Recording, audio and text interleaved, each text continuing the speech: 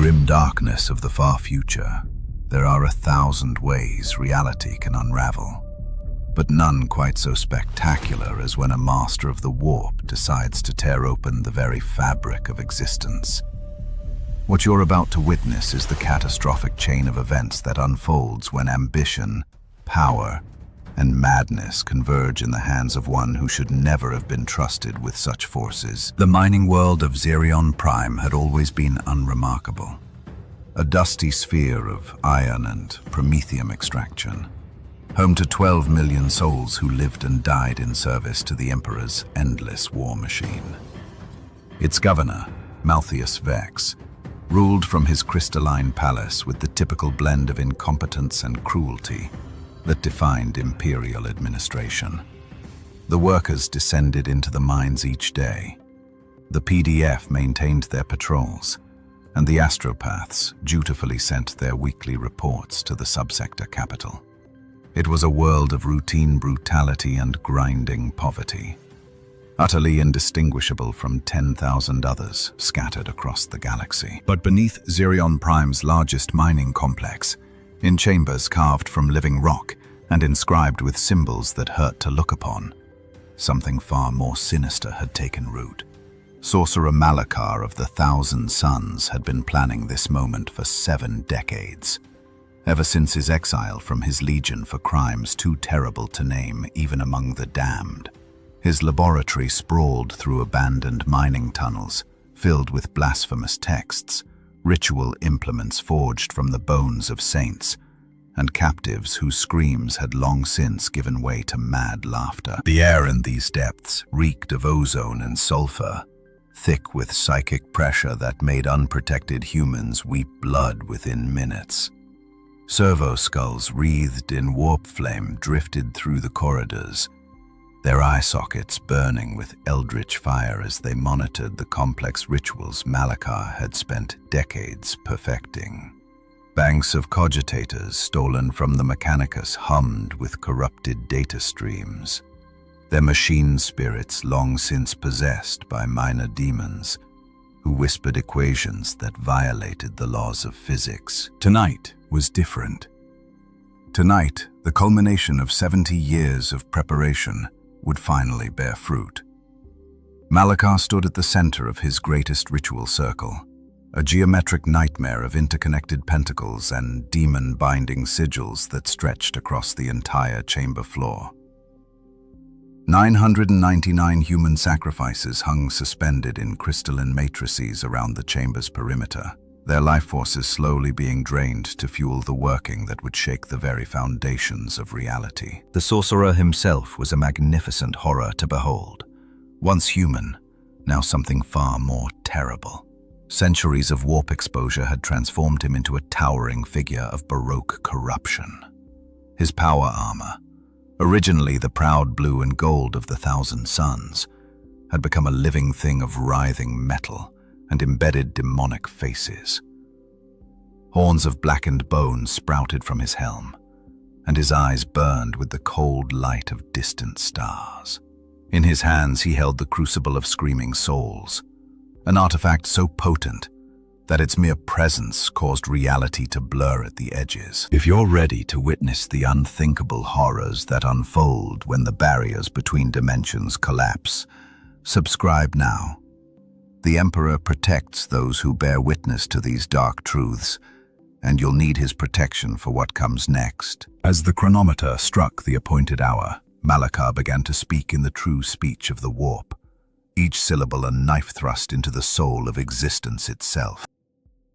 The first sign that something was catastrophically wrong came 3,000 kilometers away, in the astropathic sanctum of Xerion Prime's primary hive city. Sister astropath Cordelia Vex had been maintaining the psychic lighthouse that guided Imperial shipping through the Xerion system for 37 years, her mind disciplined through decades of communion with the Emperor's light. She was reviewing shipping manifests when the attack hit her consciousness like a sledgehammer to the skull. The scream that tore from her throat shattered every piece of glass in the sanctum's meditation chamber. Blood poured from her eye sockets as her carefully constructed mental barriers, defenses that had weathered demon incursions and warp storms, crumbled like paper before the psychic tsunami radiating outward from the mining complex. Around her, the other astropaths in the choir collapsed as one, their minds overwhelmed by visions of impossible geometries and colors that had no names in any human language. "Something is awakening," Cordelia gasped, her voice a broken whisper as she fought to maintain her sanity. The golden Aquila pendant at her throat began to smoke and blacken, the blessed metal unable to withstand the levels of warp energy now saturating the atmosphere. Through her psychic sight, she could perceive the growing wound in reality itself, a spreading cancer of pure chaos that pulsed with malevolent intelligence. In the depths beneath the mining complex, Malakar's ritual had entered its second phase. The sorcerer's voice rose and fell in eldritch cadences that made the very air weep tears of liquid light. The 999 suspended sacrifices had begun to change, their flesh running like wax as their souls were methodically extracted and fed into the growing vortex of power that swirled above the ritual circle. What had once been men and women were becoming something else entirely. Raw psychic energy given semi-corporeal form, their anguish and terror transformed into fuel for the greatest working Malakar had ever attempted. The crucible of screaming souls in his hands had begun to levitate, spinning slowly as it absorbed the mounting psychic pressure. Demon faces pushed against its crystalline surface from within, their mouths moving in silent promises of power and corruption. The artifact was a relic of the Horus heresy itself, forged in the fires of betrayal and quenched in the blood of loyalist space marines. It had been used to breach the Imperial Palace's psychic defenses during the final assault on Terra, and now it would serve an even grander purpose. Above ground, the effects of the ritual were becoming impossible to ignore.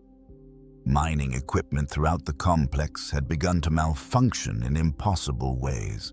Plasma cutters carved perfect demon sigils into rock faces without human guidance, while ore haulers drove themselves in precise geometric patterns that hurt the mind to observe. The complex's overseer, a grizzled veteran named Corin Thar, had spent 40 years in the Emperor's service and recognized the signs of warp taint when he saw them. "All units, evacuate the deep levels immediately," Thale barked into his voxcaster, his weathered face grim with the knowledge of what such an order meant. "Authorization Omega Black. This is not a drill." But even as he spoke, he could see that it was already too late. The elevator platforms meant to carry workers to safety were rising on their own, filled not with fleeing miners, but with empty-eyed figures whose skin had taken on a sickly, phosphorescent glow. 3 kilometers beneath the surface, reality continued to unravel. The ritual circle had become a whirlpool of pure warp energy, its edges bleeding impossible colors into the surrounding stone. Malakar's voice had risen to a howl that transcended sound, becoming something felt in the bones and soul rather than heard. The very atoms of matter around him were beginning to rebel against the fundamental laws that held them together, creating pockets of absolute void where physics simply ceased to function. And in the growing maelstrom of unleashed power, something vast and terrible had begun to take notice. The first demons to manifest were the least of their kind, scuttling, chittering things that squeezed through cracks in reality no wider than a hair. They emerged in the dark spaces between thoughts, in the shadows cast by flickering lumen strips, in the brief moments when human attention wavered. These lesser warp spawn were scouts for something far more terrible, their presence announcing that the barriers between dimensions had grown dangerously thin. In Mining Shaft 7, Foreman Hadric Voss was conducting his final head count when the walls began to weep. What started as simple condensation quickly became something else entirely. Thick, viscous fluid that moved against gravity and reflected light in hues that shouldn't exist. The substance carried whispers in languages that predated human civilization, each syllable a tiny violation of sanity that wormed its way into the listeners' minds. "Emperor, preserve us," Voss muttered, making the sign of the Aquila, with hands that trembled despite 40 years of steady service. His crew of 12 miners stood transfixed by the weeping walls, their eyes wide with a mixture of fascination and growing horror. Young Yorick Helm, barely 18 and new to the depths, reached out to touch the strange fluid before Voss could stop him. The moment Yorick's finger made contact, his scream echoed through every tunnel in the complex. His flesh began to bubble and reshape itself, bones stretching in impossible directions as his body became a canvas for forces beyond mortal comprehension. Within seconds, what had been a terrified boy had become a writhing mass of tentacles and eyes, each ocular organ burning with the malevolent intelligence of the warp. The thing that had been Yorick turned toward its former companions with predatory hunger. Deep in his ritual chamber, Malakar felt each manifestation like a symphony of chaos playing across his consciousness. The crucible of screaming souls now blazed with power so intense that the air around it had begun to crystallize into geometric structures that hurt to perceive. The sorcerer's own form was changing as well, his already corrupted flesh becoming something more demon than human, tentacles of living shadow writhing from beneath his power armor while his voice split into a harmony of otherworldly tones. The ritual circle itself had become a wound in reality, its edges crackling with warp lightning that spoke in the voices of the damned. Through this growing breach, more substantial entities were beginning to push their way into the material realm. A herald of Sanch materialized first, a thing of impossible angles and burning intellect that regarded the spreading chaos with satisfaction before turning its attention to the terrified mining crews throughout the complex. Above ground, the signs of corruption were spreading like a plague. Governor Malthius Vex received the first reports in his crystalline palace, his corpulent form trembling as aid after aid brought news of impossible events. Mining equipment had begun to sing hymns of praise to the dark gods. Workers were disappearing into shadows that had grown teeth. The very air seemed to whisper promises of power to anyone willing to listen. "Summon the Planetary Defense Force," Vex ordered, his voice barely steady. "Full mobilization, and get me a connection to the nearest Imperial Navy vessel." But even as he spoke, he could see through his palace windows that the sky above the mining complex had begun to change. What should have been empty air now churned with colors that had no names, while shapes that might have been clouds or might have been vast, sleeping entities drifted through the upper atmosphere. The PDF's response was swift but woefully inadequate. Colonel Marcus Dine led 3 companies of his best troops toward the mining complex, their Chimera transports racing across the dusty plains, while overhead, Valkyrie gunships provided air support. These were competent soldiers who had served the Emperor faithfully for decades, but nothing in their training had prepared them for what they would find. As they approached the mining complex's perimeter, Daein's forces encountered their first sign of the spreading corruption. The facility's outer walls had begun to pulse with a life of their own, growing organs of perception that tracked the approaching vehicles with malevolent interest. Guard towers that had stood empty now housed things that might once have been human, their silhouettes wrong in ways that made veteran soldiers weep. What had begun as a localized breach in the veil between dimensions was now evolving into something far more catastrophic. The warp energies that Malakar had unleashed were no longer contained within the mining complex.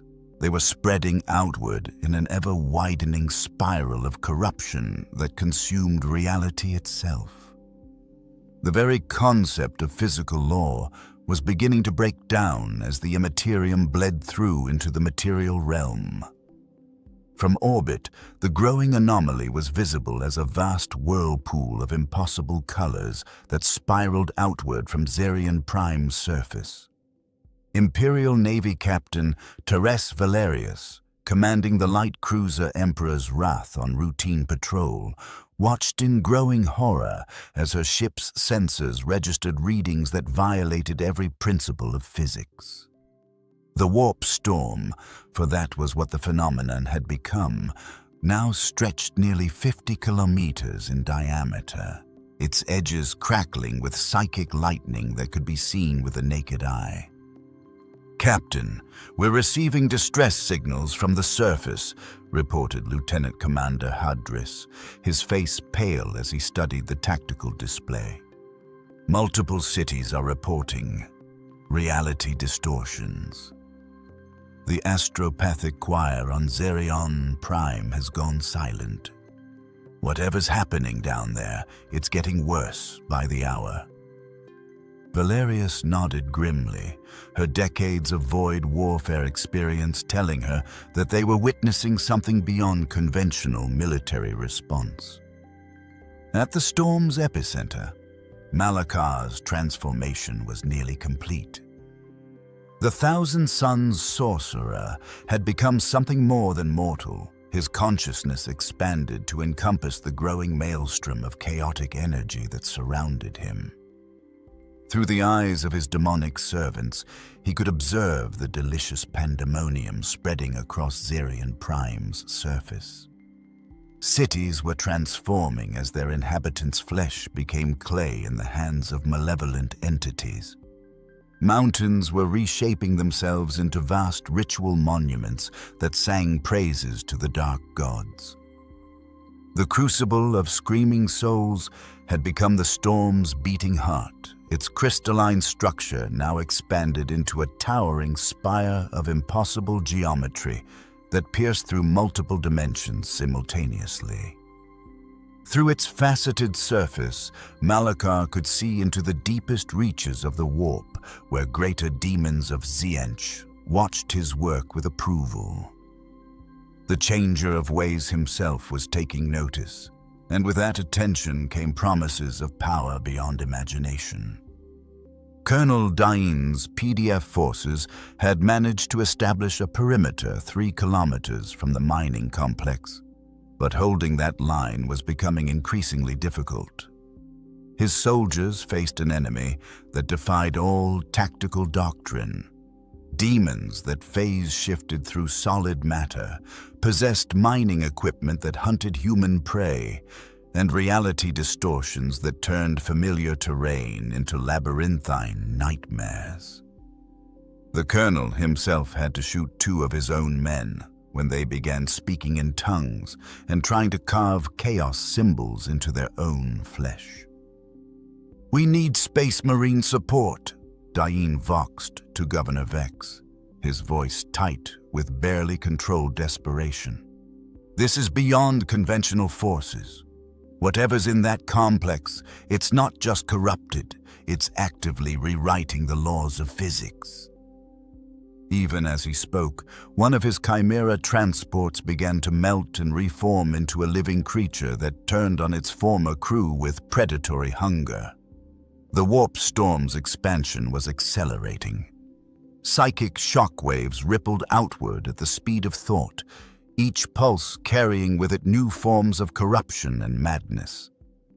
In Hive Zirion, the planetary capital, statues of the Emperor began to weep tears of blood, while the city's cathedral bells rang funeral dirges without human hands to pull their ropes.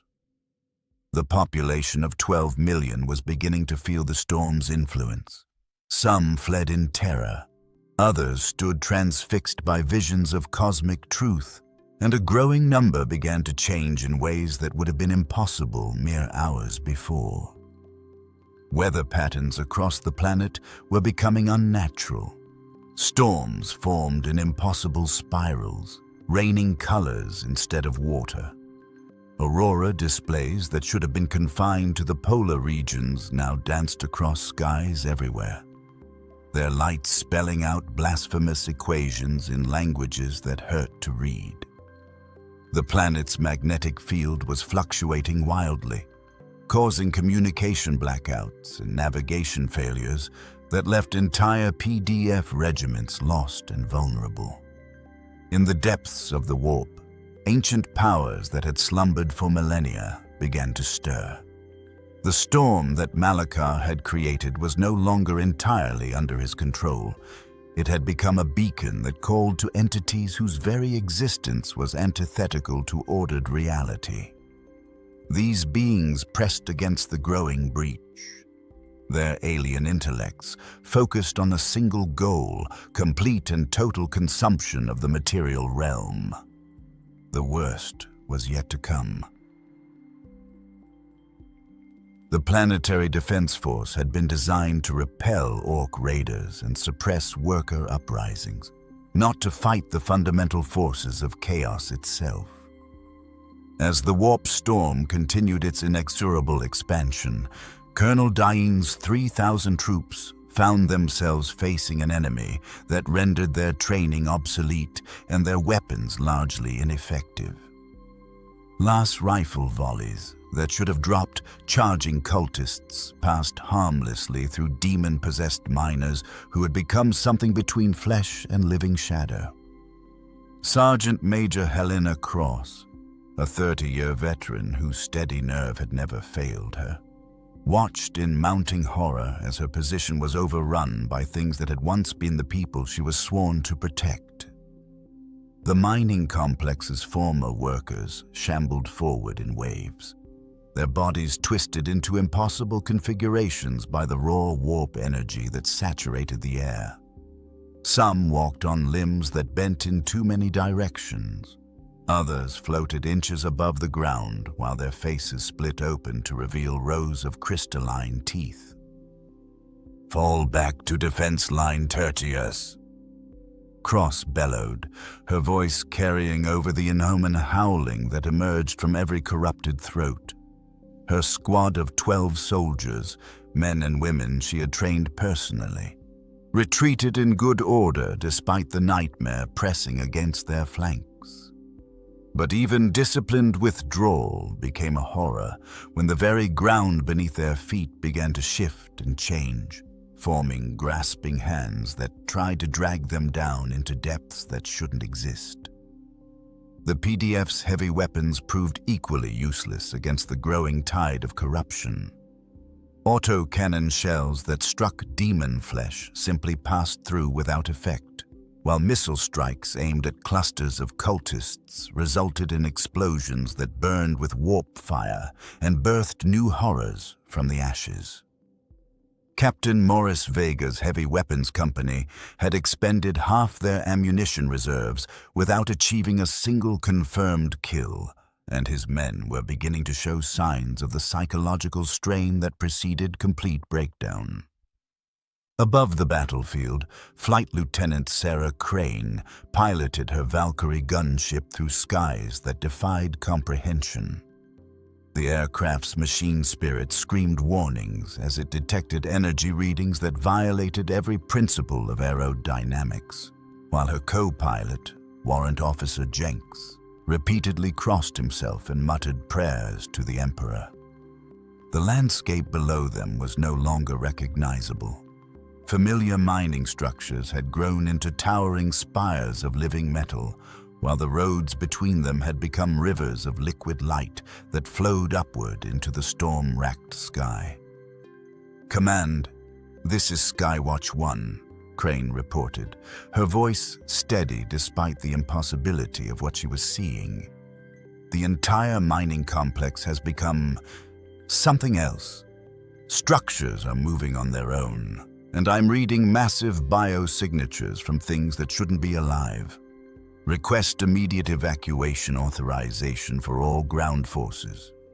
But even as she spoke, her gunship's Auspex array detected something that made her blood run cold. A vast shape emerging from the storm's center, too large and wrong to be anything born in the material realm. Governor Vex's attempts to maintain order in the capital were collapsing as rapidly as the PDF's defensive lines. Riots had broken out in the lower hives as civilians fled the approaching storm, while in the upper spires, the planetary nobility barricaded themselves behind blast doors and prayed that their wealth might purchase protection from forces that cared nothing for mortal currency. The governor himself had retreated to his palace's deepest bunker, surrounded by his personal guard, while he frantically tried to establish contact with Imperial Navy assets in the system. The storm's influence was no longer confined to direct physical corruption. Across Xerion Prime, electronic systems began to malfunction in ways that suggested malevolent intelligence rather than random failure. Cogitators displayed blasphemous equations that drove tech adepts to madness, while Vox networks carried whispered promises of power and knowledge from voices that spoke in frequencies below human hearing. The planet's own machine spirits, usually docile servants of the Omnissiah, began to rebel against their human operators with a hatred that seemed almost personal.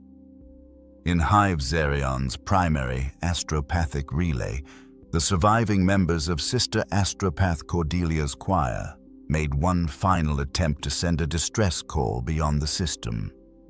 The message they managed to transmit before the psychic backlash killed them all was simple but desperate. Xerion Prime compromised. Warp storm expanding. Category 9 psychic event. Send Space Marines. Send Inquisition. Send everything.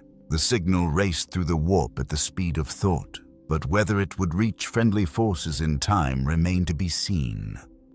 The planetary defense grid's orbital platforms had begun to malfunction as the storm's psychic emanations interfered with their targeting systems and power cores. What should have been humanity's last line of defense against whatever emerged from Xerion Prime was instead becoming another vector for corruption as the installation's machine spirits fell one by one to the creeping influence of chaos. The moment of ultimate catastrophe arrived without fanfare.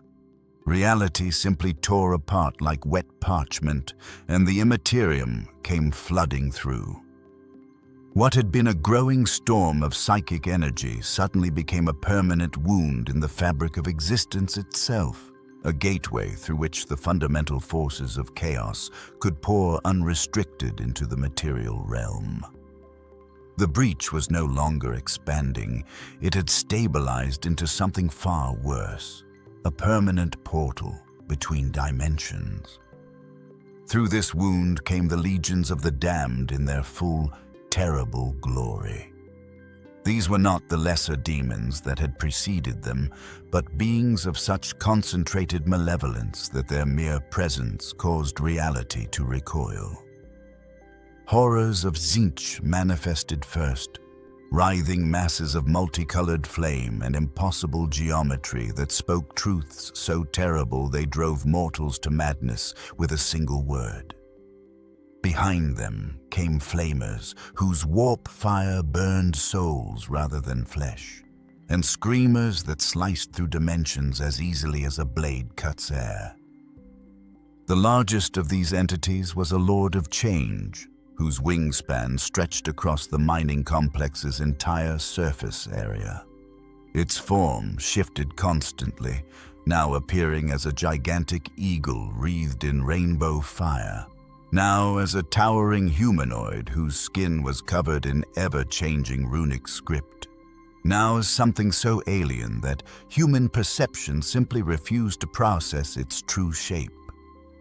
When it spoke, its voice was the sound of 1,000 libraries burning while their contents rewrote themselves into blasphemous new configurations.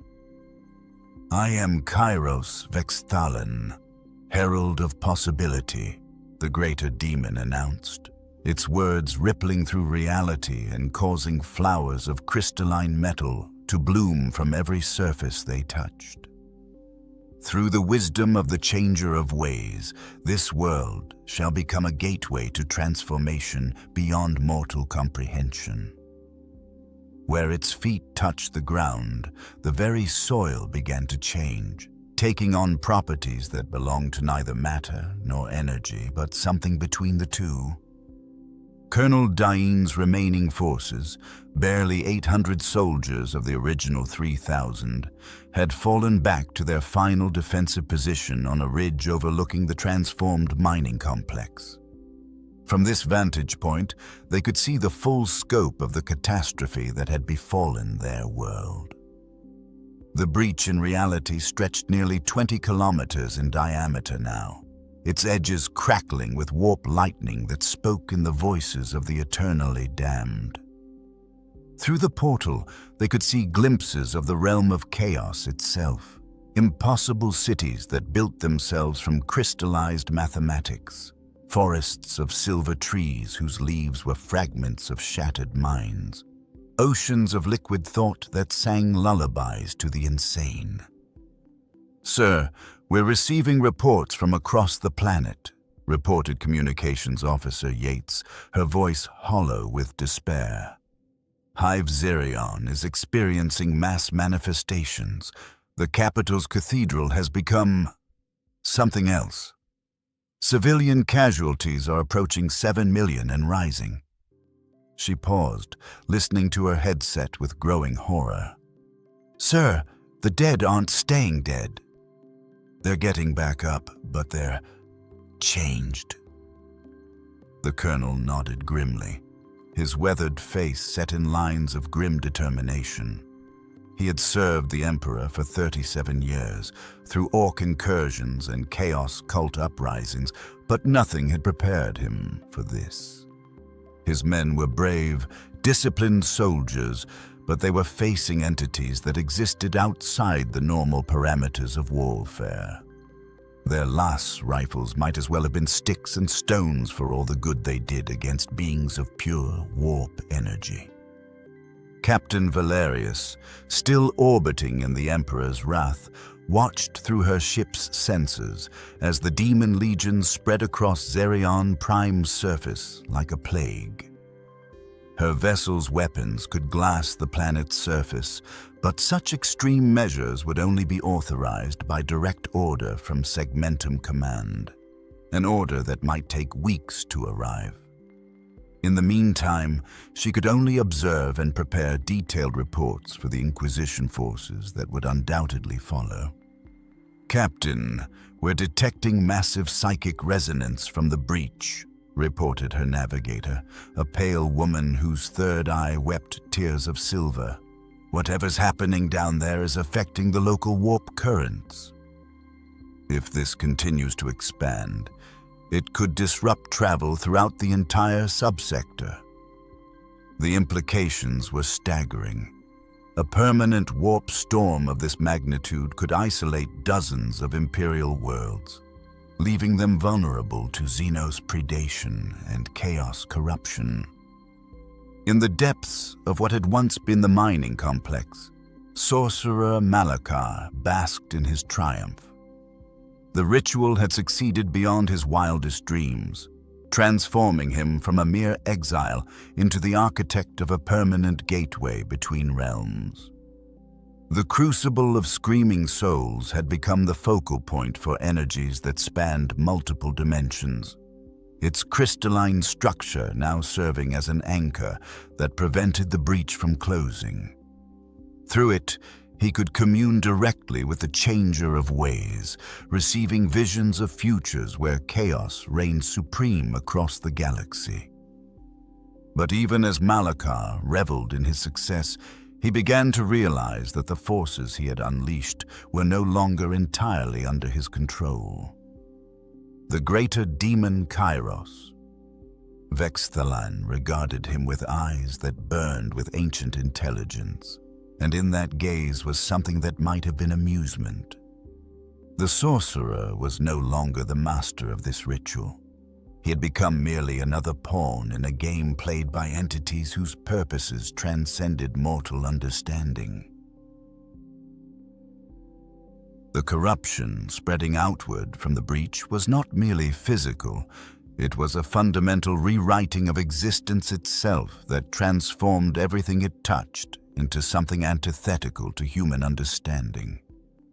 What had been Zarian Prime's civilian population was undergoing changes that made a mockery of natural evolution, their bodies becoming vessels for influences that originated in dimensions where the concept of stable matter was considered quaint. In Hive Zarian, factory worker Matthias Kane watched in paralyzed horror as his wife Elena began to change before his eyes. It started with her shadow, which had gained depth and substance, writhing independently of her movements while whispers in no human language emerged from its dark depths. Then her flesh began to flow like liquid mercury, reshaping itself according to geometries that violated basic anatomy, while her voice split into a chorus of tones that ranged from subsonic growls to frequencies that shattered glass. "Matthias," she said, her words emerging from three mouths that had opened across her transformed features. "Can't you see how beautiful it is? The lies they told us about fixed forms, about the tyranny of single perspectives. I can see everything now, past, present, and future, bleeding together into one perfect moment of understanding." Her eyes had multiplied, becoming a constellation of orbs that reflected realities from parallel dimensions where different choices had been made. Similar transformations were occurring across the planet's surface as the warp storm's influence seeped into every corner of human habitation. Children in the educational centers began speaking in mathematical equations that described impossible architecture, while their teachers wept tears of liquid crystal that hardened into tiny sculptures of demonic faces. The elderly in Medicaid facilities found their accumulated wisdom suddenly expanded to encompass knowledge of technologies that wouldn't be invented for 10,000 years, driving them to construct devices from bed sheets and surgical instruments that hummed with otherworldly power. The planetary PDF's command structure had completely collapsed as officers at every level either fled in terror or succumbed to the growing madness that infected anyone who remained in the storm's proximity for too long. Colonel Dain found himself in command of scattered pockets of resistance spread across 3 continents, each group fighting their own desperate battle against phenomena that made conventional military doctrine obsolete. His own sanity was held together by decades of discipline and an unwavering faith in the Emperor, but even he could feel the edges of his consciousness beginning to fray. "All units, fall back to secondary evacuation points," he broadcast on all frequencies, though he knew that many of his soldiers could no longer distinguish between friend and foe. Avoid direct contact with transformed civilians. Avoid looking at the changed architecture. Keep your minds focused on the Imperial Creed. It was inadequate advice for an impossible situation, but it was all he could offer men and women who were facing the fundamental breakdown of everything they had been trained to understand. Captain Valerius, had made the difficult decision to bring her ship closer to the planet's surface, despite the growing psychic interference that threatened to drive her navigator mad. The Emperor's wrath now hung in low orbit, its sensors recording every detail of the catastrophe for eventual transmission to Imperial authorities. What they documented was beyond the scope of any existing contingency plan. An entire world transforming into something that existed partially in the material realm and partially in the warp, with no clear boundary between the two states. "Captain, we're detecting massive energy signatures from multiple points across the planet," reported Sensor Officer Karis, her voice tight with barely controlled panic. "It's not just the original breach anymore. Secondary tiers in reality are opening in every major population center. Whatever's happening down there, it's spreading faster than we can track." The implications were terrifying. If the phenomenon continued to expand at this rate, it would encompass the entire system within days. The greater demon Kairos, Vexthalan, had taken position atop the highest spire of the transformed mining complex, its ever-changing form serving as a beacon that called to its lesser kindred throughout the galaxy. From this vantage point, it could observe the delicious chaos spreading across Zarian Prime, while simultaneously perceiving the potential futures that branched out from this moment like the limbs of some cosmic tree.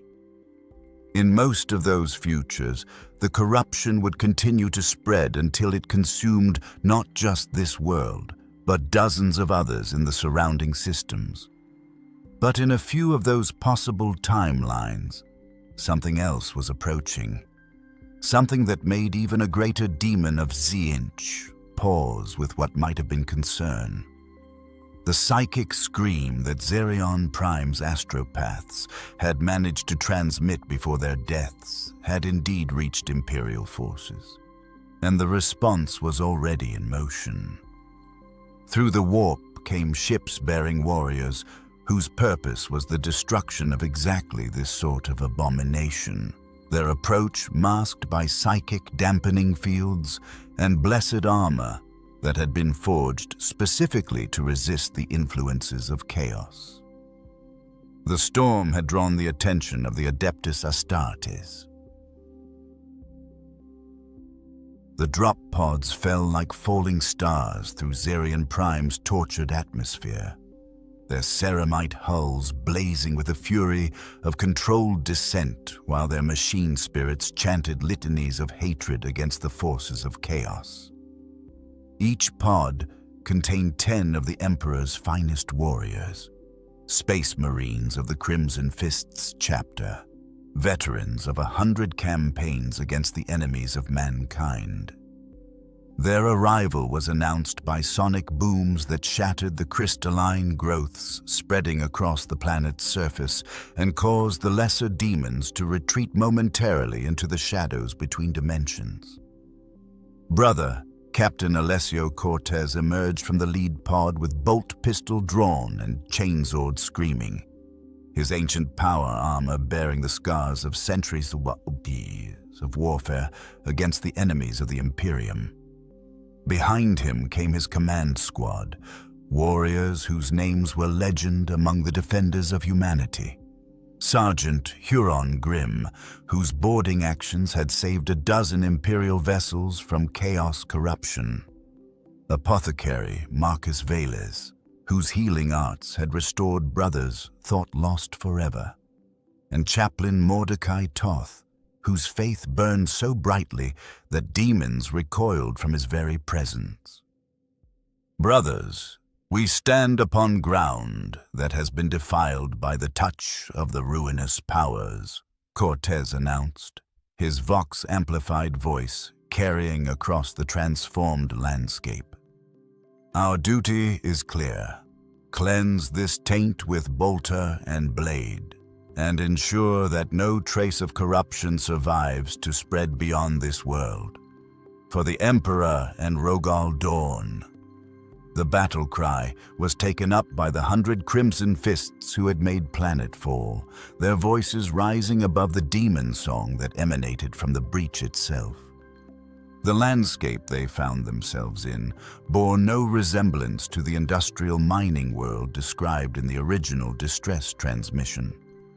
Structures that had once been simple hab blocks and processing facilities had grown into towering spires of living metal that pulsed with internal light, their surfaces covered in runic script that rewrote itself continuously in languages that predated human civilization. The very air was thick with psychic energy so concentrated that it formed visible streams of multicolored light that flowed like rivers between the corrupted buildings. Brother Sergeant Victor Cantor led the second squad in a rapid advance toward what their Auspex readings indicated was a concentration of enemy forces. His warriors moved with the perfect coordination of centuries of training, their bolt rifles already loaded with blessed ammunition that had been sanctified by the chapter's chaplains for exactly this sort of engagement. As they crested a ridge of transformed stone, they encountered their first glimpse of what the civilian population had become. The creatures that shambled toward them retained enough human features to be recognizable as former miners and factory workers, but the corruption had reshaped them into something far more terrible. Some walked on legs that bent in impossible directions, while others floated above the ground trailing wisps of warp energy that solidified into grasping tentacles. Their faces had been split open to accommodate multiple mouths filled with crystalline teeth, and their eyes burned with the cold fire of entities that existed partially outside normal space-time. "Emperor, preserve us," muttered Brother Voss, a veteran of 50 years who had seen horrors that would drive lesser men to madness. "They're still aware." I can see recognition in their eyes. It was true. The transformed civilians retained enough of their original consciousness to understand what they had become, and their attempts to speak came out as harmonized screams that formed words in the dark tongue of chaos. The Crimson Fists opened fire with disciplined volleys, their bolt rounds designed to disrupt warp-spawned entities through a combination of blessed metal and micro-explosive charges. Unlike the PDF's ineffective las rifle fire, the Space Marines' weapons found their mark with devastating effect. The corrupted civilians didn't simply fall, they came apart in explosions of light and shadow that left behind crystalline fragments that sang funeral dirges in voices like breaking glass. But for every creature they destroyed, 2 more emerged from the transformed buildings around them. The corruption was so complete that the very architecture had become hostile, spawning new horrors from floors and walls that oozed with malevolent life. Brother Cantor's squad found themselves fighting not just the former inhabitants of Zerion Prime, but the planet itself as it sought to drag them down into depths where the laws of physics were merely suggestions. Captain Cortez studied the tactical situation through his helmet's augmented displays, his centuries of combat experience analyzing the patterns of enemy movement and identifying weaknesses that could be exploited. The corruption centered on the mining complex 20 kilometers to the north, where his sensors detected energy readings that registered as a permanent breach in reality itself. That was their primary objective. The source had to be destroyed before the taint could spread beyond Zerion Prime's boundaries. All squads advance by fire and movement toward grid reference Omega, Cortez commanded. Maintain squad cohesion and avoid extended contact with corrupted terrain. Brother Chaplain Toth, begin the rites of banishment. If we're going to reach that breach, we'll need the Emperor's protection against whatever's waiting for us there. The chaplain nodded grimly, his Crozius Arcanum already beginning to glow with the inner light of faith made manifest. Above them, the warp storm continued to churn with malevolent intelligence, and the greater demon at its center turned its ancient gaze toward these new arrivals with something that might have been anticipation. What had begun as a localized catastrophe was rapidly evolving into a threat that could destabilize the entire Xerion system and beyond. The warp breach that Sorcerer Malakar had torn in reality was no longer static.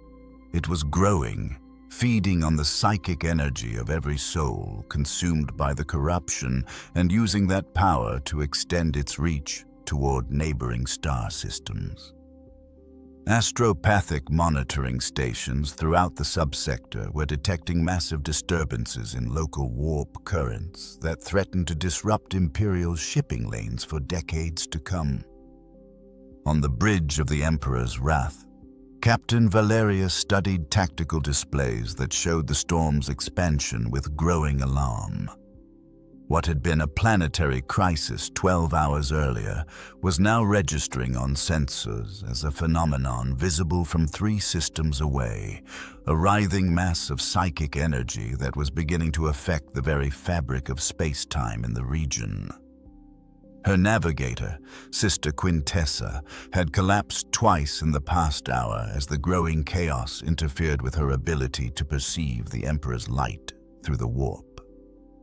"Captain, we're receiving priority transmissions from Battlefleet Obscuras," reported Communications Officer Hadris, his face pale as he processed the incoming data.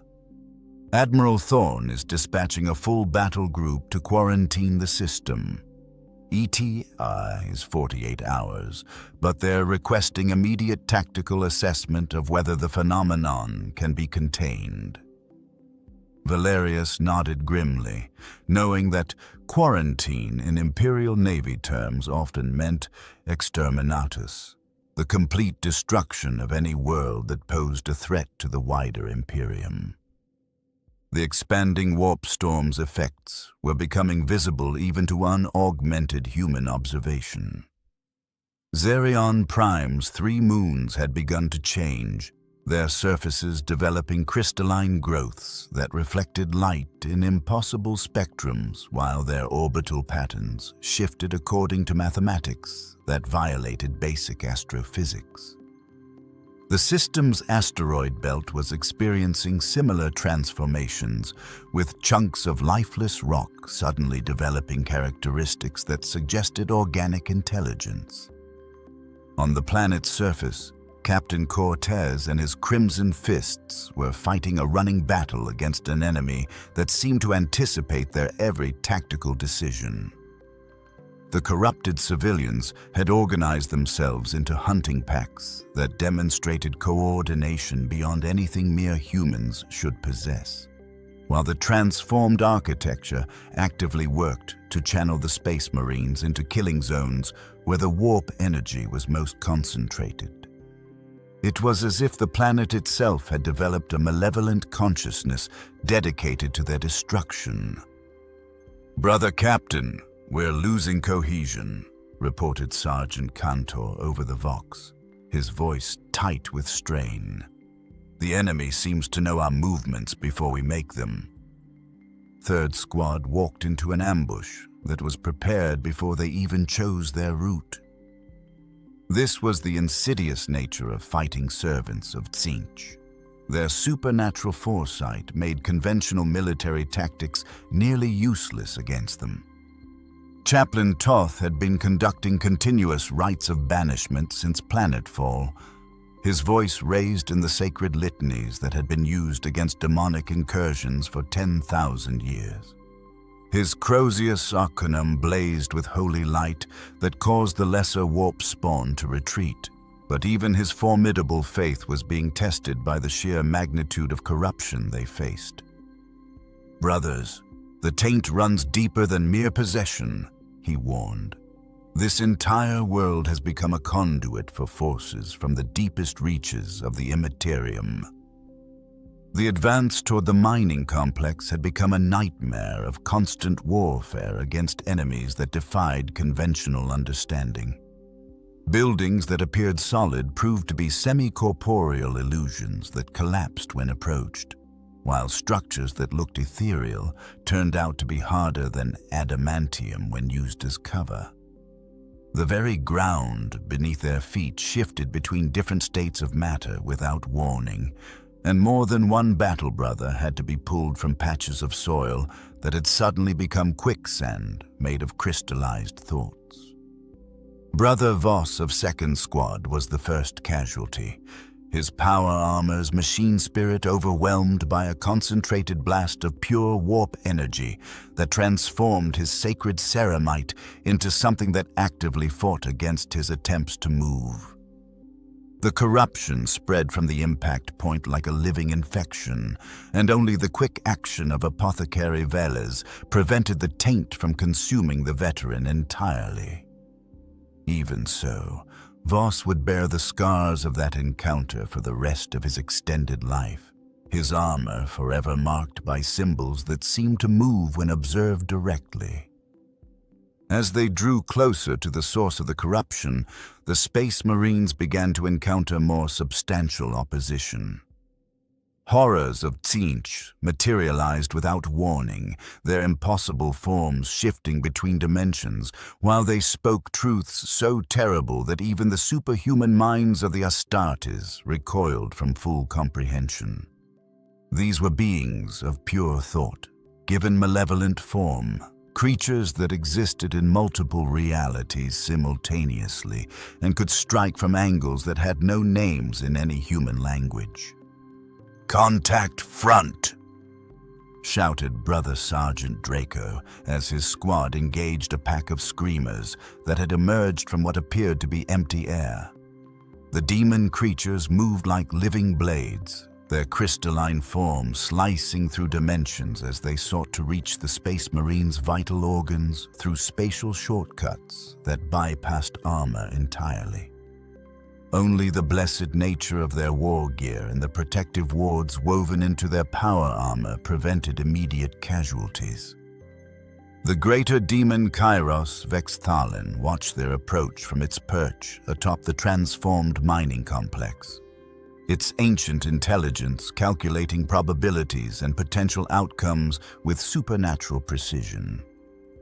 In most of the futures it could perceive, these Space Marines would fall to the growing corruption just as the PDF forces had before them. But in a few troubling timelines, their arrival marked the beginning of something that could threaten the permanent nature of the breach itself. It was time to take a more direct hand in the proceedings. The final approach to the transformed mining complex became a crucible that tested the limits of even Space Marine endurance and faith. What should have been a 2-kilometer advance across open ground had become a journey through a landscape that existed partially in the material realm and partially in the warp, where the fundamental laws of physics were subject to the whims of entities that viewed reality as nothing more than raw clay to be reshaped according to their desires.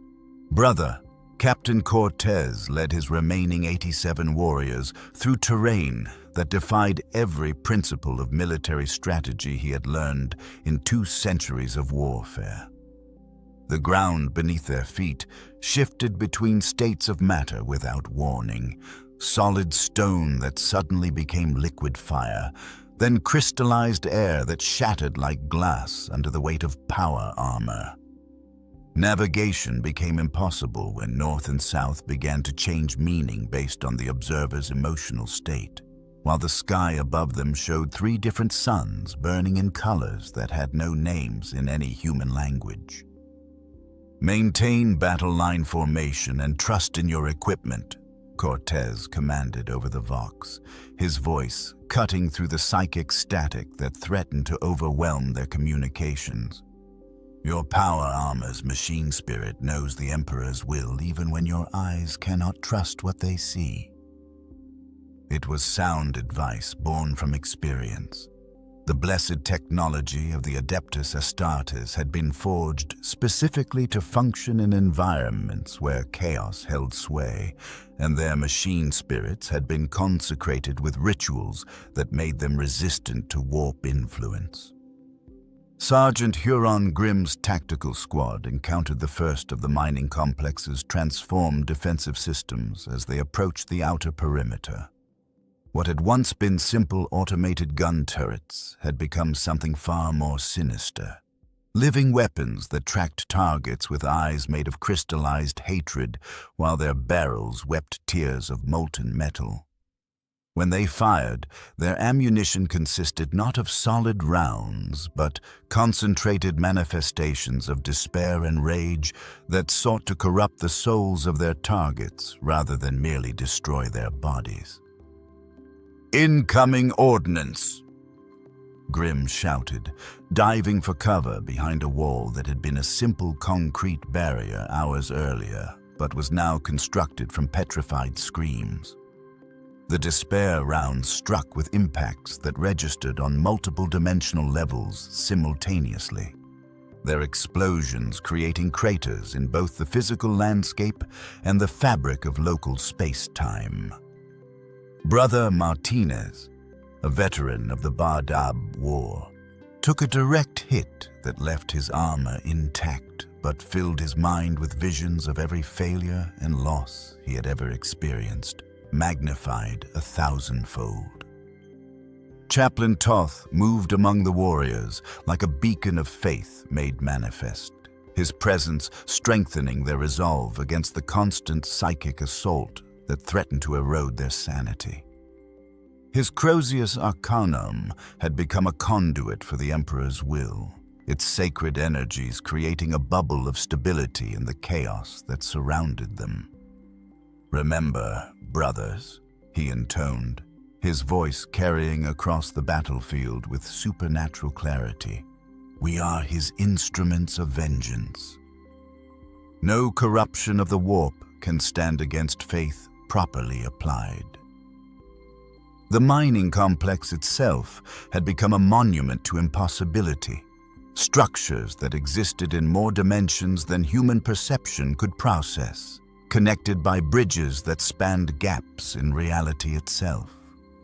At its center, the original breach had evolved into something that resembled a massive eye made of crystallized time, its iris dilating and contracting as it focused on different potential futures. Through this aperture, the Space Marines could see glimpses of the realm of chaos, cities built from crystallized mathematics, where demon princes conducted symphonies of madness, and forests of silver trees whose roots extended into the nightmares of sleeping mortals.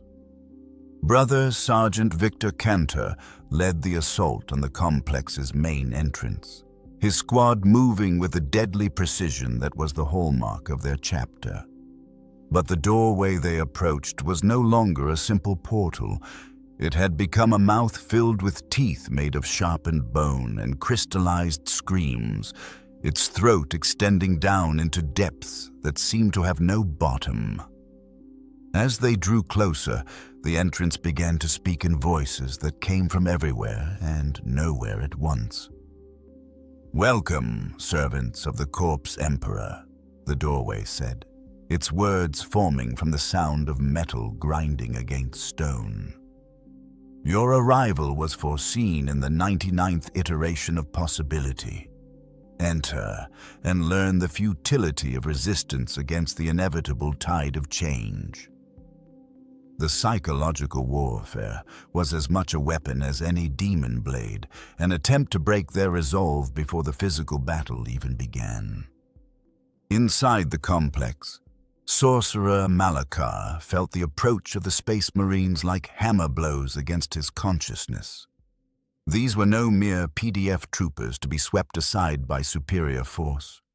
They were the Emperor's chosen warriors, their minds shielded by faith and their bodies protected by artifacts that had been blessed by the highest authorities of the Imperium. Dealing with them would require more than simple overwhelming power. It would demand cunning and the careful application of forces that existed beyond the material realm. The greater demon Kairos, Vexthalin, descended from its perch like a falling star made of rainbow fire, its massive form casting shadows that moved independently of their source, while its voice spoke prophecies that rewrote themselves even as they were uttered. "Let them come," it declared, its words causing flowers of crystalline metal to bloom from every surface they touched. Their destruction will provide the final component needed to make this breach permanent and self-sustaining. The true battle was about to begin. The confrontation between the Emperor's chosen warriors and the architect of apocalypse unfolded in the deepest chambers of the transformed mining complex, where reality had become so malleable that thoughts took physical form and the very air burned with the fire of unleashed possibility. Sorcerer Malakar stood at the center of his ritual circle, no longer recognizable as anything that had once been human. Centuries of warp exposure had transformed him into a living conduit for chaotic energy, his form shifting between states of matter while his consciousness expanded across multiple dimensions simultaneously. Brother Captain Cortez led the final assault with 37 surviving Space Marines, their numbers reduced, but their determination unshaken by the horrors they had witnessed. Each warrior bore the scars of their passage through the corrupted complex, armor marked by impossible geometries, helmet displays flickering with data that violated the laws of physics, and machine spirits that whispered prayers in languages they didn't recognize. But their faith remained unbroken, and their weapons still carried the Emperor's blessing. "Sorcerer!" Cortez's voice rang out across the ritual chamber, his words causing the blasphemous symbols carved into the walls to writhe in apparent pain. "In the name of the God Emperor of mankind, I condemn you to destruction." His bolt pistol was already in his hand, loaded with rounds that had been blessed by the chapter's chaplains and inscribed with verses from the Codex Astartes. Each shot would carry not just physical destruction, but the focused hatred of 10,000 years of warfare against the forces of chaos. Malakar turned to face his accusers, his transformed features splitting into what might have been a smile if it had been carved by human hands. When he spoke, his voice emerged from multiple points in space simultaneously, creating a harmony of corruption that made the air itself weep tears of liquid light. "Loyalist dogs," he said, his words forming themselves from crystallized hatred and disappointed hope. "You arrived too late. The breach is permanent now, anchored by the souls of 12 million mortals and sustained by powers that your corpse god cannot comprehend." The crucible of screaming souls had grown into a towering spire that pierced through multiple dimensional barriers, its crystalline structure serving as both anchor and amplifier for the warp energies that poured through the breach.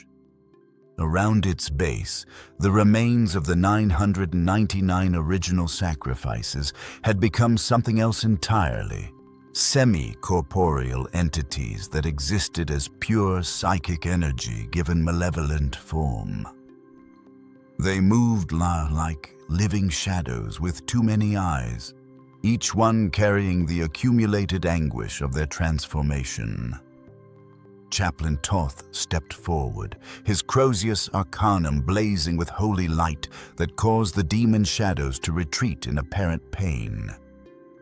"Your blasphemies end here, witch," he declared, his voice carrying the weight of absolute conviction. "The Emperor's light cannot be extinguished by the darkness you have brought to this world." Behind him, his battle brothers formed a defensive line, their weapons trained on threats that shifted between dimensions faster than human eyes could track. The battle that followed transcended conventional warfare, becoming instead a conflict between opposing philosophies made manifest through supernatural power. Malakar wielded energies that could rewrite the fundamental constants of reality, turning gravity into a living entity that sought to crush his enemies while transforming the very air they breathed into crystalline spears that aimed for their hearts. In response, the Space Marines brought to bear weapons that had been forged in the fires of righteous hatred, each shot carrying centuries of accumulated fury against the enemies of mankind. Brother Sergeant Cantor's squad engaged the shadow entities that had once been human sacrifices, their blessed rounds causing explosions of light and sound that temporarily stabilized local reality. But for every shadow destroyed, two more emerged from the growing pools of liquid darkness that spread across the chamber floor. "They're regenerating faster than we can kill them," Cantor reported over the Vox, his voice tight with strain as he reloaded his bolt rifle with ammunition that glowed with internal fire. The greater demon Kairos Vexthalen manifested at the chamber's center like a falling star made of rainbow flame, its presence causing reality to bend and twist around it in patterns that hurt to perceive directly. When it spoke, its voice was the sound of 1,000 possible futures colliding at once, each word rewriting probability itself. "Mortals," it said, its tone mixing amusement with ancient contempt. "You fight to preserve a reality that was already doomed before your species first looked up at the stars." Brother Captain Cortez engaged the greater demon directly, his artificer power armor gleaming with protective wards that had been inscribed by the finest tech marines of his chapter. His chainsword screamed as it bit into demonic flesh that existed in multiple dimensions simultaneously, while his bolt pistol fired rounds that carried the concentrated faith of 1,000 battle brothers who had died fighting against the darkness. Each wound he inflicted caused the demon to bleed light that took the form of unborn possibilities, potential futures that would now never come to pass. But even as the Space Marines fought with superhuman skill and unshakable determination, the chamber around them continued to change. The walls had become transparent, revealing glimpses of the realm of chaos beyond. Endless libraries where books wrote themselves with the tears of the mad. Gardens where flowers bloomed with faces that screamed in harmonious agony. And towers that stretched infinitely upward towards suns that burned with the fire of pure knowledge. Sorcerer Malakar raised his hands, and the crucible of screaming souls responded by releasing a pulse of energy that threatened to tear the Space Marines' souls from their bodies. Only their iron discipline and centuries of mental conditioning allowed them to remain conscious as waves of pure corruption washed over them, seeking cracks in their psychic defenses that could be exploited. The fate of not just Zerion Prime, but potentially dozens of surrounding systems, hung in the balance. As the battle raged in the depths of the ritual chamber, the true scope of Malakar's ambition became horrifyingly clear. The Sorcerer had never intended the warp storm to remain confined to Zerion Prime. This world was merely the first domino in a chain of corruption that would cascade across the entire subsector. Through the crucible of screaming souls, he was channeling energies directly from the realm of chaos itself, using the accumulated psychic resonance of 12 million transformed souls to create a permanent gateway that would allow the forces of Sinch to manifest throughout Imperial space. "You understand nothing," Malakar shrieked as Brother Captain Cortez's chainsword carved another wound across his transformed flesh. This is not destruction, this is evolution. The end of stagnation. Your Imperium has festered for 10,000 years, trapped in the amber of its own dogma, while the galaxy burns around you. His words carried the ring of absolute conviction, the fervor of a true believer who had seen visions of what he considered a better future. But the greater demon Kairos. Vexthalin's laughter cut through the sorcerer's proclamation like a blade through silk. "Foolish mortal," the entity said, its voice harmonizing with itself across multiple dimensions. "Did you truly believe you were the architect of this design? You have been but one thread in a tapestry that began weaving itself before your species crawled from the primordial ooze of your birth world." The revelation struck Malakar like a physical blow. He was not the master of this ritual, but merely another pawn in schemes that stretched across millennia. Through the transparent walls of the chamber, more details of the cosmic plan became visible. The warp storm was expanding not randomly, but according to patterns that traced specific astronomical alignments throughout the subsector. Each world it would eventually touch had been carefully selected for its strategic importance. Forge worlds whose production fed the Imperial war machine, shrine worlds whose faith sustained the Astronomicon, and recruitment worlds that supplied fresh generations of Imperial Guard regiments. The corruption of these systems would create a domino effect that could cripple the Imperium's ability to maintain control over vast regions of space. Chaplain Toth fought his way through the press of shadow entities toward the crucible itself, his Crozius Arcanum leaving trails of blessed light that temporarily solidified reality in its wake. "Brothers," he called over the chaos of battle, "the artifact is the key. Destroy the crucible and the breach will collapse." But even as he spoke, he could see that reaching the towering crystal spire would require a sacrifice that would cost them everything. The Space Marines' tactical situation was deteriorating rapidly. Brother Sergeant Cantor had fallen to a concentrated assault by entities that existed partially outside normal space-time, their attacks bypassing his power armor by striking from angles that had no names in human geometry. Apothecary Velez was wounded, his narthecium damaged by exposure to energies that treated blessed technology as just another form of matter to be corrupted and transformed. Of the 37 warriors who had entered the chamber, only 23 remained combat effective.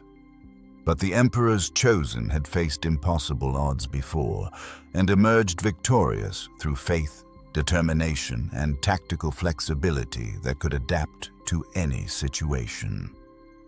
Brother Voss, despite the corruption that had marked his armor, led a flanking assault against the shadow entities that guarded the Crucible's base.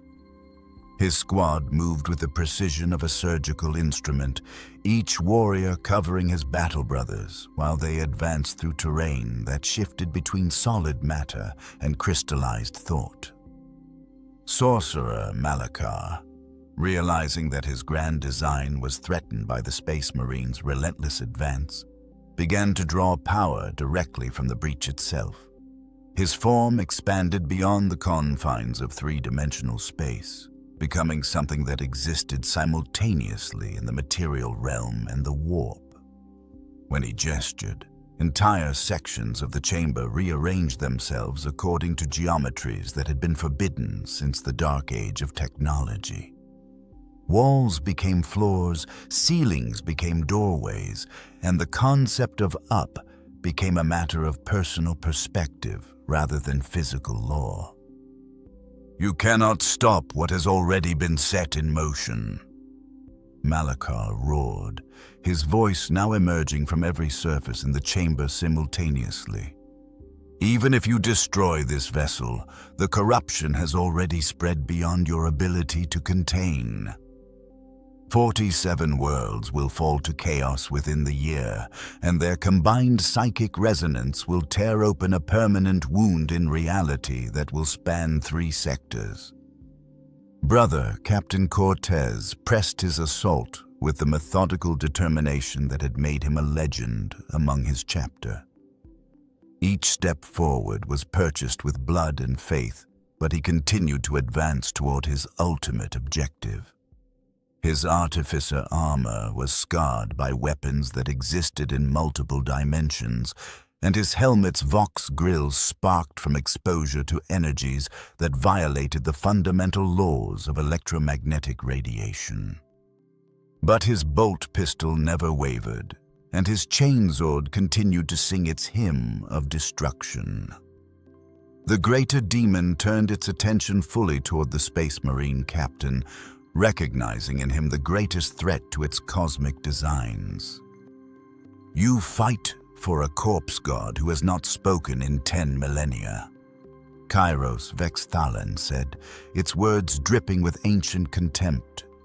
While we offer transformation, evolution, and the infinite possibilities of unfettered existence." As it spoke, the demon entity began to show Cortez visions of alternate realities where the Imperium had embraced change instead of stagnation. Futures where humanity had transcended its physical limitations to become something greater than mortal flesh. But Cortez's faith proved stronger than any vision of alternative paradise. "I have seen your gifts," he replied, his voice steady despite the horrors that surrounded him. "I have witnessed what you call evolution, and I choose the Emperor's light over your eternal darkness." His next shot struck the greater demon's center mass, the blessed round exploding in a burst of pure faith that caused the entity to stagger backward for the first time since the battle began. The tide of battle was about to turn, but at a cost that none of the surviving warriors could have anticipated. The moment of ultimate sacrifice arrived not with fanfare, but with the quiet determination of warriors who understood that some victories could only be purchased with blood. Chaplain Toth reached the base of the Crucible of Screaming Souls first, his Crozius Arcanum blazing with such intensity that the crystalline structure began to crack where its light touched the blasphemous artifact. But the psychic backlash from his proximity to the warp anchor was devastating. His helmet's eye lenses wept tears of liquid silver, while his voice split into harmonies that spoke in languages predating human civilization. "Brothers," he spoke over the vox, his words carrying the weight of absolute conviction despite the agony that racked his superhuman frame. "The artifact cannot be destroyed by conventional means. It exists partially outside our reality, anchored by forces that transcend the material realm. But there is another way." His meaning was clear to every space marine in the chamber. Someone would have to make direct physical contact with the crucible, using their own life force to disrupt the delicate balance of energies that sustained the warp breach. Brother Captain Cortez understood immediately what his chaplain was proposing and the tactical implications of such an action. The warrior who touched the artifact would not survive the experience, but their sacrifice might create enough disruption in the warp energies to collapse the breach and seal the gateway between dimensions. It was the sort of decision that separated true heroes from mere soldiers, the willingness to trade one life for the salvation of billions. "I'll do it," volunteered Brother Sergeant Cantor, struggling to rise from where he had fallen during the earlier assault. His power armor was breached in 17 places, leaking the sacred oils and blessed unguents that kept his systems functional, but his spirit remained unbroken. My wounds are already mortal. Let me make my death count for something. It was a noble offer from a warrior who had served the Emperor faithfully for over a century, but Cortez had already made his decision. "Negative, Brother Sergeant," the captain replied, his voice carrying the absolute authority of command. "This is my responsibility. I brought us here, and I'll see the mission through to its conclusion." He began moving toward the crucible with the measured pace of a man walking to his execution, each step causing reality to shimmer around him as the artifact's influence grew stronger. Behind him, his surviving warriors maintained their defensive line against the demon forces, buying their commander the precious seconds he needed to reach his objective. Sorcerer Malakar, realizing what the Space Marine intended, unleashed every weapon at his disposal to prevent the sacrifice that would unravel 70 years of careful planning. Warp lightning crackled from his fingertips, seeking to stop Cortez's advance through sheer destructive force. The shadow entities that had once been human sacrifices swarmed toward the captain like a tide of living darkness, their forms shifting between states of matter as they sought to drag him down into the depths of corruption that surrounded the Crucible's base. But the greater demon Kairos Vexthalan made no move to interfere. Its ancient intelligence focused on possibilities that lay beyond the immediate crisis. In the majority of potential futures it could perceive, the Space Marine sacrifice would indeed collapse this particular breach. But the damage to local space-time had already been done. The warp storms spreading throughout the subsector would continue their expansion, and other servants of Tzeentch were already moving to establish secondary gateways that would ensure the Changer of Ways' ultimate victory. "Let him come," the demon said, its voice carrying amusement that transcended mortal understanding. "This is merely the closing of one chapter in a story that spans millennia. The corruption has already spread beyond any single act of heroism to contain." Its words carried the weight of prophetic certainty, spoken by an entity that existed partially outside the normal flow of time and could see the consequences of current actions stretching into the far future. Brother Captain Cortez reached the Crucible's base despite the storm of opposition arrayed against him, his power armor's systems failing one by one as the artifact's energies overloaded every circuit and blessed component within his war gear. The pain was beyond description. His enhanced nervous system, designed to process information faster than any baseline human could comprehend, was now transmitting sensations that existed in dimensions where the concept of suffering had been refined to an art form. As his gauntleted hand made contact with the crystalline surface, Cortez felt his consciousness expand beyond the confines of his physical form. He could perceive the vast network of psychic energy that connected the Crucible to the realm of chaos itself. Threads of power that stretched across impossible distances to draw strength from sources of corruption throughout the galaxy. But more importantly, he could see the critical point where all those energies converged, the single nexus that held the entire structure together. "For the Emperor," he whispered, his words barely audible above the storm of unleashed power that raged around him. "And for humanity's future."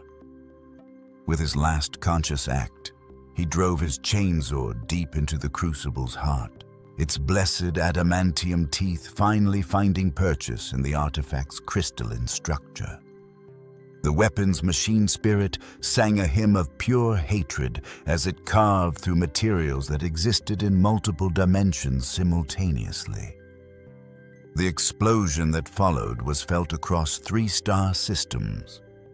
The Crucible of screaming souls collapsed inward upon itself, its destruction creating a cascade failure that rippled through the network of warp energies, sustaining the breach.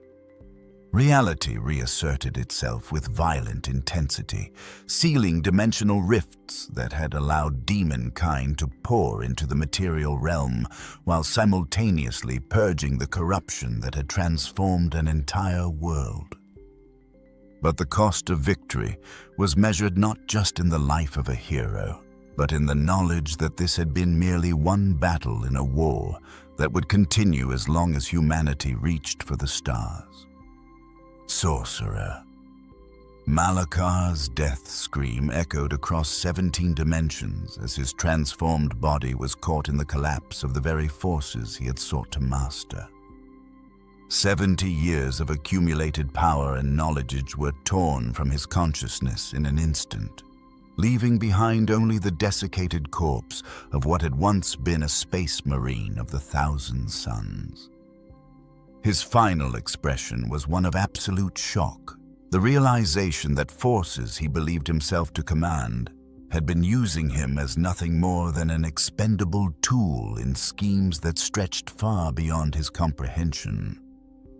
The greater demon, Kairos Vexthalan, watched the collapse with something that might have been satisfaction, its ancient intelligence already calculating how this apparent defeat could be transformed into ultimate victory. As the dimensional gateway contracted around it, the entity spoke one final prophecy that would haunt the survivors for centuries to come. This ending is but a beginning. The seeds of corruption have been planted in 47 systems, and they will bloom in ways your species cannot imagine. The changer of ways is eternal, and his plans transcend the small victories of mortal heroes. The demon's form began to dissolve as the breach sealed itself, but its words lingered in the air like a curse. Even as reality reasserted its dominance over this corner of space, the greater demon's predictions carried the weight of supernatural certainty. The warp storm that had been contained here had indeed spread its influence to neighboring systems during its brief existence, and those secondary infections would continue to grow long after Zerion Prime was cleansed. Chaplain Toth was the first to reach the site where Brother Captain Cortez had made his ultimate sacrifice. The Space Marine's body lay at the base of what had been the Crucible, his power armor fused into the crystalline fragments that were all that remained of the blasphemous artifact. His face, visible through his shattered helmet, wore an expression of peace that seemed impossible given the horrors he had endured in his final moments. In his death, Alessio Cortez had achieved something that few warriors could claim, the absolute certainty that his sacrifice had meaning.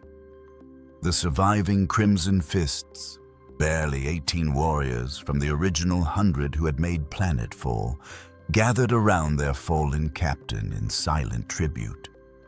Each of them bore wounds that would take months to heal, and several carried scars that would mark them for the remainder of their extended lives. Brother Voss's armor still bore the crystalline growths where warp energy had nearly claimed him, while Brother Martinez's helmet displayed readouts in languages that shouldn't exist in the material realm. Above ground, the transformation of Zerion Prime was reversing itself with almost miraculous speed. The impossibly twisted architecture that had grown from the planet's mining facilities was collapsing back into recognizable industrial structures, while the civilians who had been corrupted by the warp storm began to return to their normal human form.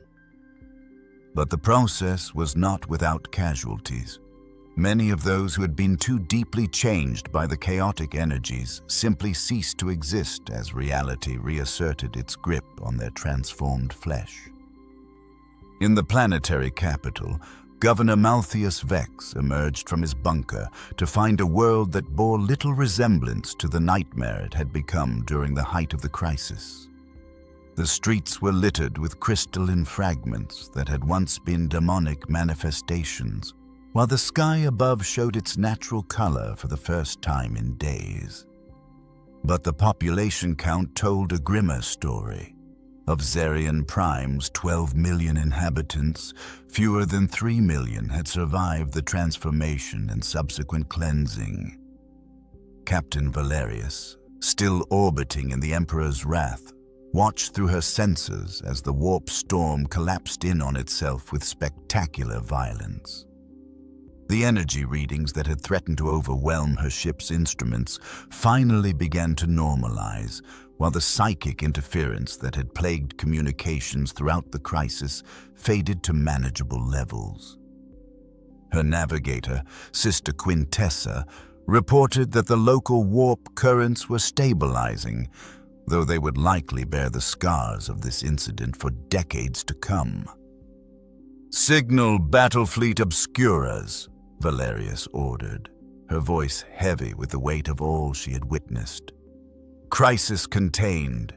Zerion Prime secure. Space Marine casualties. Significant." The words felt inadequate to describe the heroism she had observed, but Imperial bureaucracy demanded precise reports regardless of the personal cost such precision might carry. The surviving PDF forces, led by the indomitable Colonel Dain, began the grim task of securing what remained of their world. His soldiers moved through the ruins of the mining complex with expressions of stunned disbelief, their minds struggling to process the casual way reality had been violated and then restored.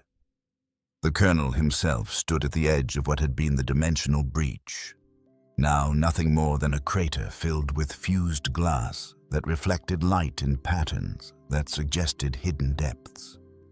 But even as the immediate crisis passed, those with the sight to see beyond the material realm could perceive that something fundamental had changed. The barrier between dimensions had been wounded, and while it had healed, the scar tissue it left behind was subtly different from what had been there before. Zerion Prime would forever remain sensitive to warp influence, a world where the boundary between reality and the immaterium was just slightly thinner than it should be. In the aftermath of the crisis, the true scope of what had occurred on Zerion Prime began to emerge through careful investigation by Inquisition forces who arrived 3 weeks after the breach had been sealed. Inquisitor Mordian Vex, no relation to the planetary governor despite the shared name, spent months analyzing the residual psychic emanations and interviewing survivors who had retained their sanity through the ordeal. His findings painted a picture of cosmic horror that extended far beyond the boundaries of a single-star system. The warp storm that Sorcerer Malakar had unleashed had indeed sent ripples throughout the subsector, just as the greater demon had predicted in its final moments. 7 agricultural worlds reported mysterious crop failures where the grain grew in impossible geometric patterns that hurt the mind to observe. 3 Forge worlds experienced simultaneous machine spirit rebellions that took months to suppress, while their most sacred STCs began producing blueprints for devices that incorporated principles of chaotic engineering. A recruitment world found that an entire generation of potential Imperial Guard candidates had been born with mutations so subtle they went undetected for years. The Crimson Fists. Chapter mourned the loss of Brother Captain Alessio Cortez with ceremonies that lasted for 40 days and nights. His name was inscribed in the chapter's Hall of Heroes, alongside the greatest warriors to ever serve the sons of Rogal Dorn, while his sacrifice became the subject of countless liturgies that would be recited for millennia to come. The 18 surviving Space Marines of the Zerion deployment were honored with the Crux Terminatus, though several declined the award out of respect for their fallen brothers who would never receive similar recognition. Chaplain Toth, despite his own grievous wounds, took upon himself the task of chronicling the events that had transpired in the mining complex's depths.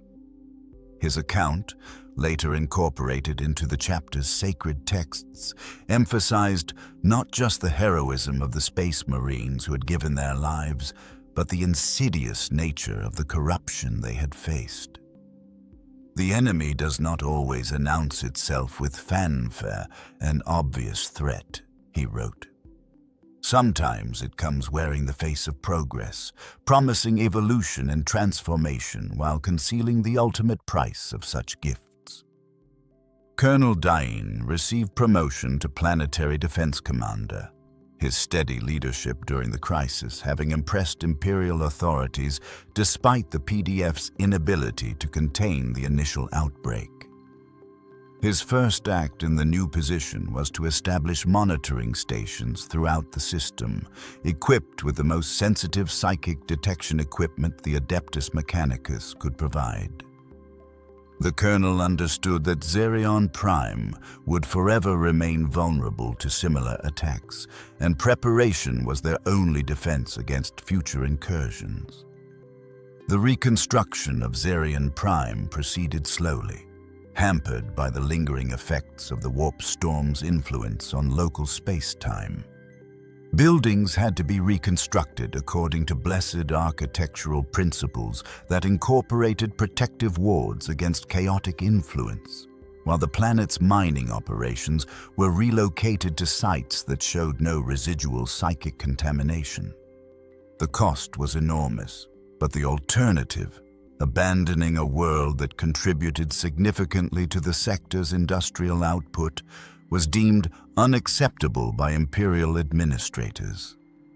Sister Astropath Cordelia Vex, one of the few members of the original psychic choir to survive the initial psychic assault, found her abilities permanently altered by exposure to such massive warp energies.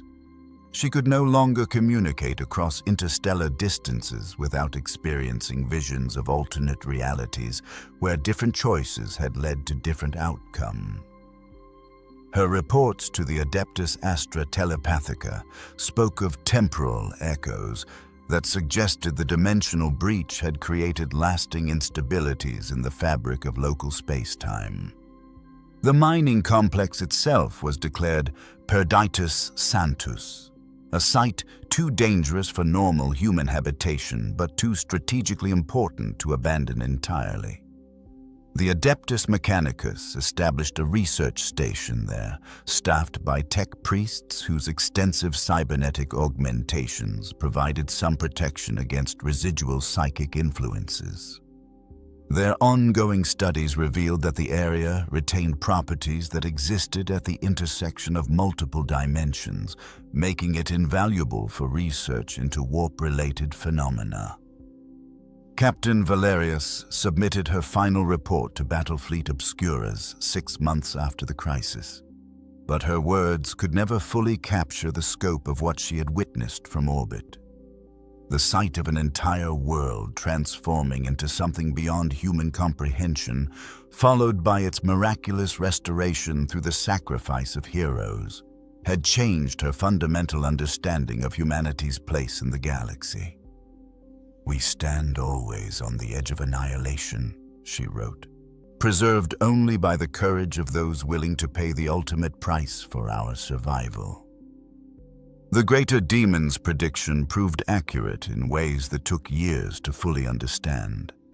The 47 systems it had mentioned did indeed experience various forms of corruption and chaos incursion over the following decade, each crisis requiring significant Imperial resources to contain.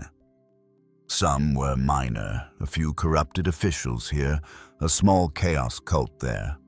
Others required full military intervention, including the deployment of multiple Space Marine companies and Inquisition strike forces. But perhaps the most lasting legacy of the Zerion Prime incident was the precedent it established for dealing with similar crises. The tactics used by the Crimson Fists, the systematic advance through corrupted terrain, The use of blessed ammunition against warp-spawned entities, the willingness to make ultimate sacrifices when conventional warfare proved insufficient, became part of standard imperial doctrine for containing dimensional breaches. The scar in reality had healed, but the galaxy itself bore witness to a fundamental truth. The forces of chaos were patient, cunning, and utterly committed to the eventual destruction of everything humanity held dear. Only through constant vigilance, unwavering faith, and the willingness of heroes to sacrifice everything could the Imperium hope to survive another day in the darkness between the stars. In the end, the crisis on Xerion Prime serves as a grim reminder of the precarious nature of humanity's existence in the 41st millennium. What began as the ambitions of a single corrupted sorcerer escalated into a threat that could have consumed entire sectors, transforming billions of loyal imperial citizens into willing servants of the dark gods.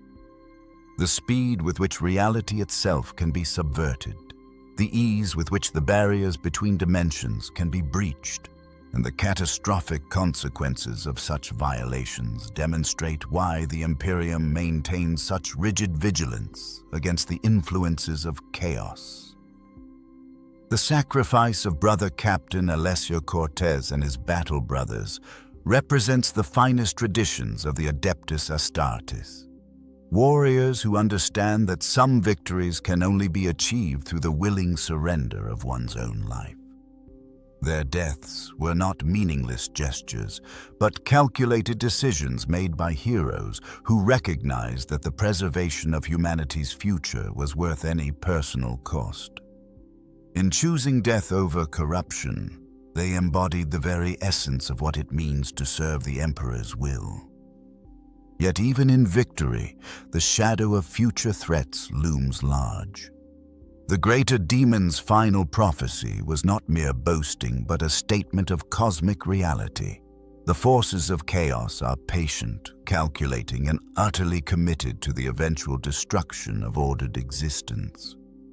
The corruption that spread to 47 systems during Xerion Prime's brief transformation into a warp-touched nightmare continues to manifest in ways both subtle and catastrophic, requiring constant vigilance from the servants of the Golden Throne.